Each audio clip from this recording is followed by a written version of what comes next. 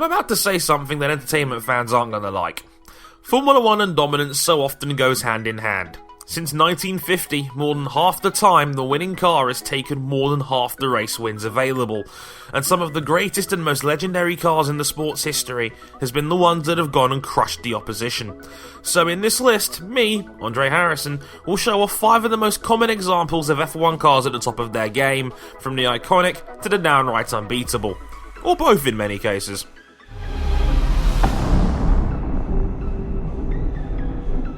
Number 5 is basically an excuse to give you guys a free history lesson. Let's go back 60 years. It was 1954, West Germany had won its first World Cup, Miss America was on TV for the first time, and Mercedes had created an automotive masterpiece known as the W196.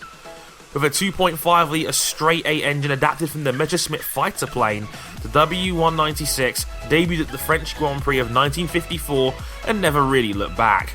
It took part and dominated the 1954 and 55 championships, winning 9 out of the 12 races it entered and taking both of the world championships it took part in, led by the all-star team of Sir Stirling Moss and 5-time world champion Juan Manuel Fangio, who many consider to be the greatest driver of all time.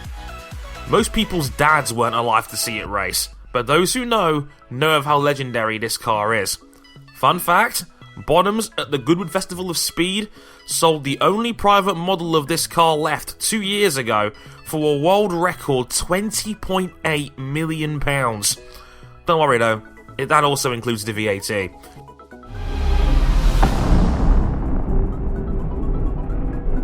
Number 4 is the Williams FW14, and the first entry on this list from the legendary car designer Adrian Newey, who was tired with Williams' decent but underachieving seasons in 1989 and 1990. So Williams crafted the FW14, at the time the most technically prolific car in the field, with a semi-automatic gearbox.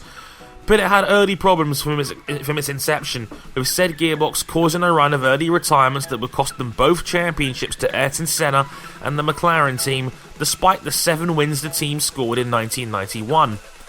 Williams came back in 92 with the Williams FW14B, a car that had active suspension, a tweaked gearbox for better reliability, and a traction control system, polished off with Newey's incredible aerodynamics, and just like that, kaboom! Williams win 8 of the first 10 races en route to winning both championships, Nigel Mansell winning a record-breaking 9 Grand Prix in a season, and teammate Riccardo Patrese rounding off a 1-2 at the top. The FW14 was a car far, far ahead of its time, so much so it paved the way for Williams not being knocked off the top of the perch for another 3 years. A majestic example of things to come.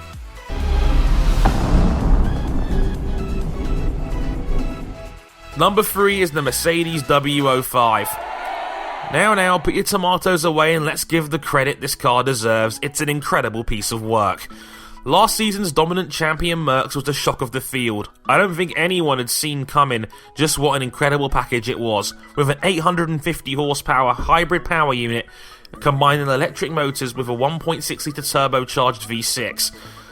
And when you throw in 2 world-class drivers of the caliber of Nico Rosberg and Lewis Hamilton, good things happened. The W05 won 16 out of the 19 races in 2014, with 11 1-2 finishes, with the cars on pole position in every round but one, en route to smashing the Constructors' Championship record of 701 points.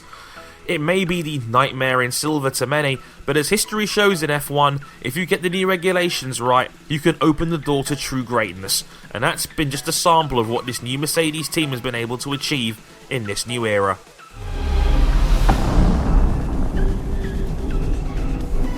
Number 2 is the Ferrari F2004. The closing chapter on the 6-year reign of terror that Ferrari and Michael Schumacher were able to produce, an iconic staple of the 21st century of F1. I had an F2004 poster on my wall as a child, and given its success, it's easy to see why.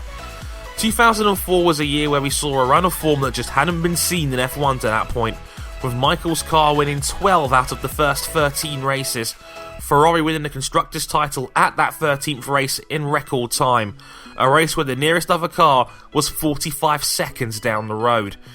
Ferrari would win 15 races that season and would win the Constructors' title by 143 points, over twice the haul that runners-up BAR Honda accomplished.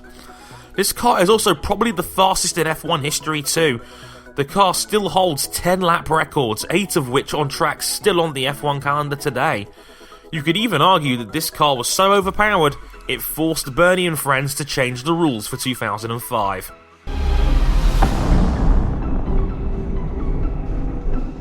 And at number 1, yes, the old school fan favourite wins as the McLaren MP4 takes the top spot. You could argue, as a collective force, this was one of the greatest team setups of all time. Ron Dennis at the helm, Gordon Murray and Steve Nichols designing the car, and then 2 of the greatest ever in the seats with Ayrton Senna and Alain Prost side by side. 1988 was a year where we got damn close to sheer perfection.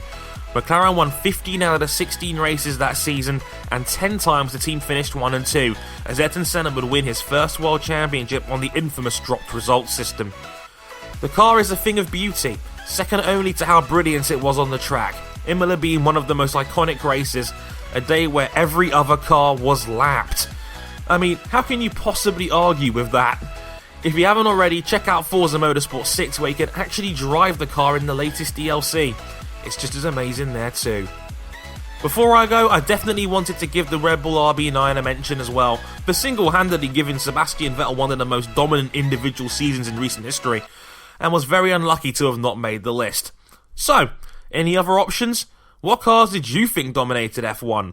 Let me know in the comments below, and until next time, I've been Andre Harrison, and thanks for watching.